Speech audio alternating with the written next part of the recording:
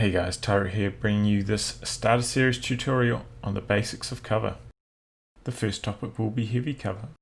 You can usually find heavy cover behind stone walls, civilian vehicles and farm equipment, destroyed tanks and other vehicles, big craters left behind by demolition charges, and other sturdy looking wheeled objects.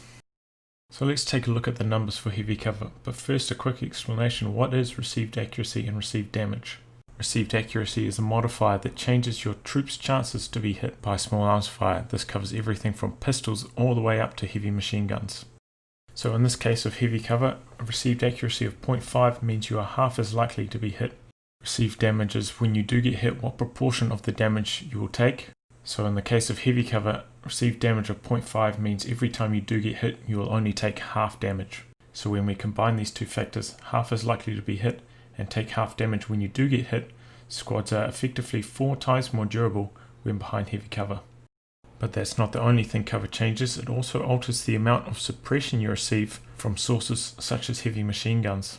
So as you can see here, when you're behind heavy cover, you only take 10%, making it very hard but not impossible for a machine gun to pin you when behind heavy cover. The counter to heavy cover is flame weapons, so you will either take full or bonus damage from them when behind heavy cover. Next down the line we have the weaker light cover. You can find light cover behind wooden fences and shrubs, craters left behind by explosions, and other flimsy looking wheeled objects. So if we take a look at the numbers, we see that you're still half as likely to be shot by small arms, but when you do get hit you will take full damage. This makes light cover still effective versus infantry and machine guns, but actually a liability against explosive damage because squads tend to clump up in light cover, making it more likely that the entire squad gets hit by explosives, rather than just a couple squad members if they are more spread out in open ground. You still take reduced suppression, however this time 50% rather than 10% in heavy cover. However, flame weapons have no bonuses versus light cover. Next up we have default or no cover. Default or no cover will be shown by the grey dots that you see here, and it makes up most of the map. If we take a look at the numbers for default cover, we see there are no benefits or penalties. However, as I stated earlier, squads are more likely to be spread out in no cover, so they are less susceptible to explosives. And finally we have the worst situation, negative cover. Negative cover is most often found on roads, but also in shallow water.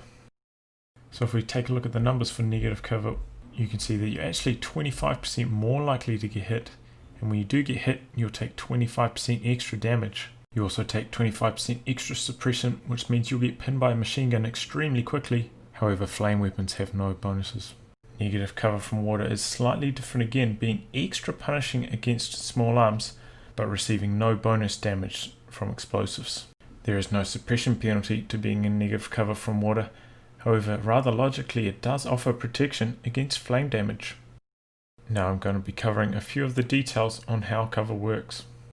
Cover is directional, which means it has to be between you and the damage source to be effective, except for cover left by craters, which is omnidirectional. As a quick demonstration of this, a squad in front of cover compared to the mortar dies in one shot. And now behind cover compared to the mortar, as we learned earlier, will only take half damage.